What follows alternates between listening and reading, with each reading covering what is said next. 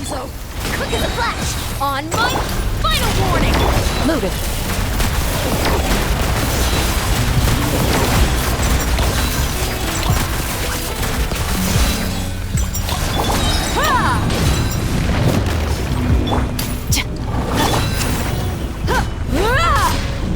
Look alive! Controlled breathing. Harder. Let's stop right there. Ready.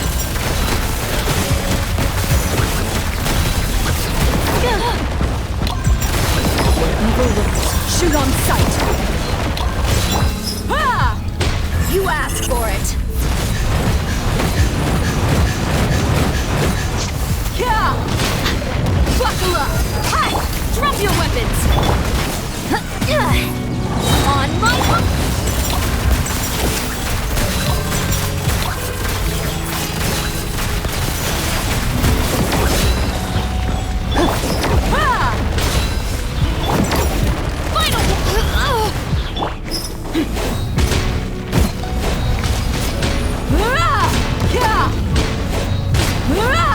Let's get it on! Quick as a flash! Full speed ahead! Let's into the shadows.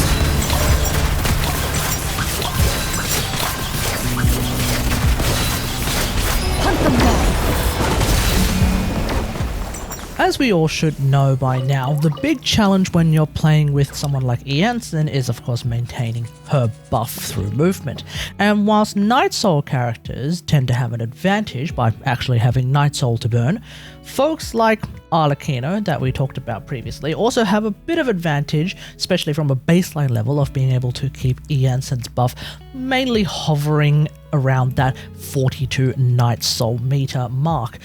But what's interesting is that, of course, there is some other characters who can naturally keep that Nightsoul buff active and keep that meter up really, really high, and they're definitely much more mobile than even someone like Arlecchino. We are, of course, referring to characters like Plunge Carries as a prime example, but there is obviously always one other character who's also very mobile, at least in my hands, and so we are going to have a look today at the most fun character in the game, still by my estimation, because I haven't actually delved deep into Veressa yet, and we're of course talking about specifically Clorinde, because as we know, Clorinde's dashing is a core part of her gameplay, and she can dash around quite a fair bit depending on the kind of Clorinde player that you are. So I guess now the question should be, is it super easy for Clorinde mains to maintain Iansan's buff?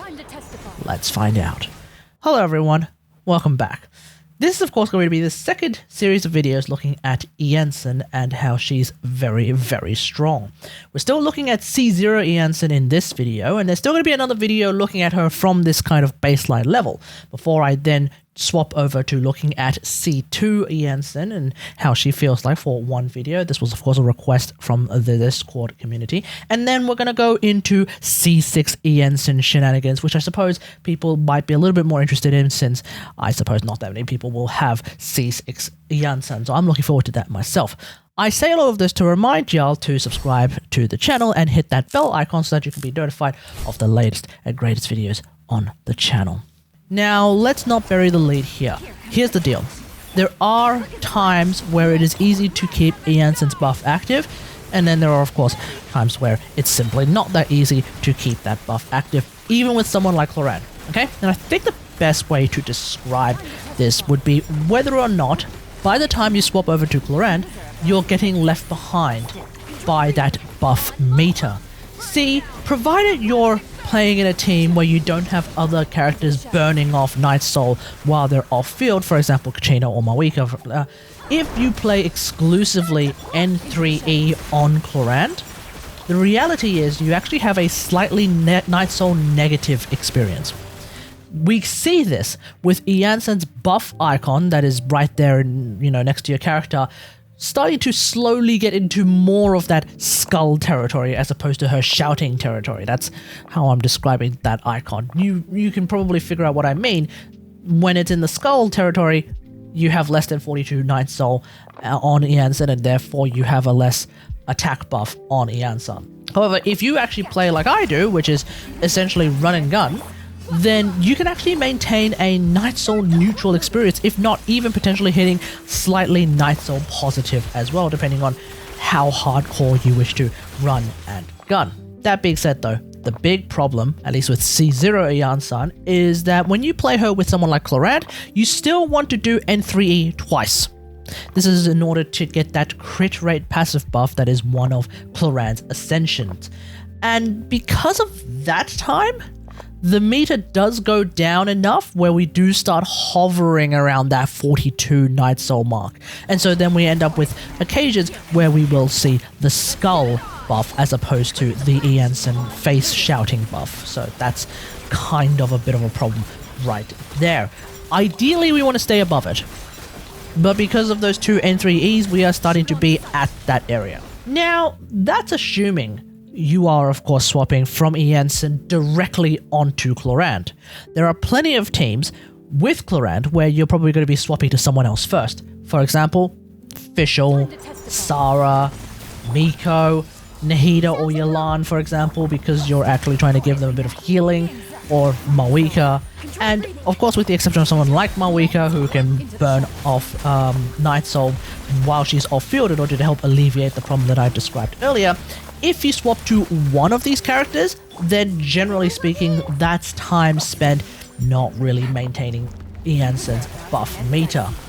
If you couple that with the two N3Es that you normally want to do with someone like Clorinde, which are of course slightly Nightsoul negative, then we do find ourselves once again back in that awkward position of hovering below that 42 Nightsoul mark, meaning of course less attack from Iansan if you happen to be below that mark, and then of course you have what we're basically considering normal attack buffing if you happen to be above that Nightsoul mark.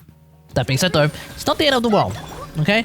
If you're using some of those characters I listed, there are some ways that you can at least sort of alleviate the pain, if you will. Fischl snapshots the attack buff, so for the most part, she is fine. It's Clorinde who's going to sort of struggle and suffer having less attack buffs coming from someone like Iansan. Sara, on the other hand, is also an attack buffer, so even though you do lose out on a fair chunk of Iansan's attack buff, you're already kind of supplanting that with Sara's attack buff anyway, so it's not too bad. Miko, on the other hand, is actually a character who is interesting because when you're placing those turrets, she's moving around. And so if you're switching from Iansan to Miko to Sara, well, Miko's actually going to be that rare exception of a character who's actually keeping that Iansan buff active and keeping that meter really, really high because of the way that she places her turrets. And at that point, I would actually go so far as to say that Miko is actually better than Fischl in these kinds of Clorinde teams, because you're therefore being able to maximize Clorinde's damage as well. And in a similar fashion, Xilonen can do the same thing with her skill. She can run around as well. The problem is, in order for Xilonen to be useful in a team like this, you generally want to activate her ult. And her ult actually does leave her stationary for an amount of time that tends to be rather detrimental. So that's like the problems that I've been noticing whenever I'm playing Iansan with Clorinde, specifically at C0.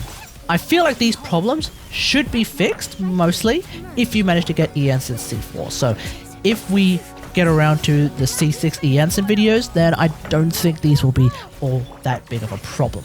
But if you only have C3, I guess, Iansan, yeah, this is going to be a bit of a gameplay issue. Now, of course, the other big question is whether or not C0 Iansan is better than, let's say, C6 Sara for buffing Electro Carries like Clorinde.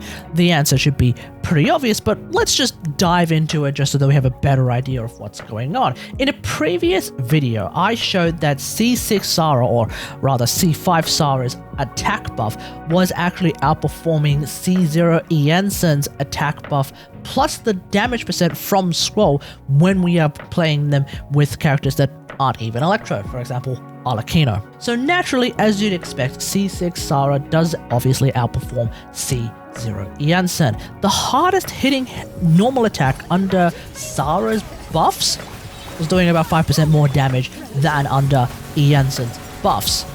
However, the big difference is that Iansan's buff actually lasts a lot longer than Sara's, like a whole 6 seconds longer at C0. And so as a direct result of that, we're talking about Clorinde here, whose skill lasts for 7.5 seconds. This means that by the time you're done shooting and dashing with Clorinde, Sara's buff is actually gone. And if you were to play the way I normally play, which is shooting and dashing and then at the end dropping your ult, then obviously suddenly we're doing a much more higher damage with Clorinde's ult using Iansan as opposed to running Sara. So if you were to ult earlier, then you would do more damage with Clorinde's ult. Or if you were to refresh Sara's buff, then of course you'd be doing more damage with Clorinde's ult. The difference in damage in Clorinde's ult with and without, let's say, Iansan's buff in this case, is in fact pretty huge. It's about a 60% difference. Like it's 60% damage without the buff versus 100% damage with the buff, right? But her ult usually only accounts for around about 10% of her total damage in a rotation according to Akasha damage calculations. So napkin math, we're talking about a 3% damage increase running C6 Sara over C0 Iansan as I had shown in the video. But some of you may have noticed that that is if we were not playing someone like Xilonen properly, because if we were to play someone like Xilonen properly, then we'd be getting the scroll buff from Xilonen. And if that's the case, then in this comparison, Iansan's scroll set is actually completely meaningless because you can't stack them on top of each other, and thus we're better off running something like Noblesse on Iansan. But more importantly, I did try that as well. Clorinde's damage with Sara's C6 buff and a working scroll set from Xilonen actually ends up being somewhere around 50% more damage than if we were to use Iansan's buff instead. So obviously for Electro Carries, C6 Sara is still the way to go. But that being said though, if you don't have C6 Sara, and hell, if you don't even have C5 Sara, then what seems to be the case is that Iansan's buff is actually stronger than Sara's buff because Sara only really has the attack buff at that point. So that alone, from her level 10 skill, is still less than the maximum attack buff from Iansan at level 10 ults. So as someone who has C6 Sara for the longest time, she's still going to be my go-to buffer for Clorinde for a variety of reasons, these included. So that's pretty much it. Let me know what all of this in the comments below. How are you enjoying your C0 Iansan with Electro Carries? I did, of course, hyper-focus on Clorinde, but for the most part, this remains the same for other Electro Carries like Lisa, Yae Miko, for example. Miko probably making it a little bit easier to use someone like Iansan because her turret movement actually does help with keeping that buff active, and every 4 seconds you can actually just do a right here, a right now, or an emerge, and that can help greatly with maintaining that buff. Whereas with characters like Lisa, Yae, for example, you do have to sort of rely on the technique that I described with the Arlecchino video, which is, I guess, doing a couple of normal attacks and then dashing back, which can get a little bit finicky as well.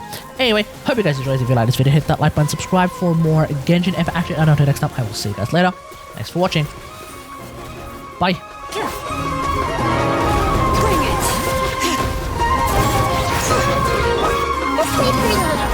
it!